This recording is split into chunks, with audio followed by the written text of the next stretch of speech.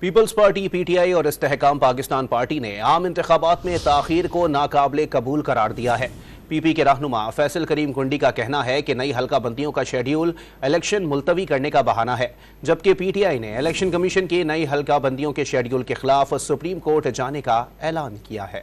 پی T آئی سمیت ملک کی 3 سیاسی جماعتوں نے نئی حلقہ بندیوں کے باعث عام انتخابات میں تاخیر کو مسترد کر دیا۔ پاکستان تحریک انصاف نے الیکشن کمیشن کی حلقہ بندیوں کے شیڈیول کو ناقابل قبول قرار دیا۔ الزام لگایا کہ الیکشن کمیشن پھر آئین پامال کرنے میں مصروف ہے۔ سی سی آئی فیصلے کو انتخابات سے فرار کے جواز کے طور پر استعمال نہیں کیا جا سکتا۔ پیپلز پارٹی نے انتخابات میں تاخیر کے الیکشن کمیشن کے فیصلے کو کڑی تنقید کا نشانہ بنایا۔ پی پی رہنما فیصل کریم کنڈی نے ڈان نیوز سے گفتگو میں نئی حلقہ بندیوں کو عام انتخابات ملتوی کرنے کا بہانہ قرار دیا۔ پاکستان پیپلز پارٹی کا موقف آلریڈی اس کے اوپر آ چکا ہے کہ آئین میں 90 ڈیز الیکشن کے ہیں، آئین میں جو ہے وہ ڈیلیمیٹیشن کا تذکرہ اس چیز میں نہیں ہے۔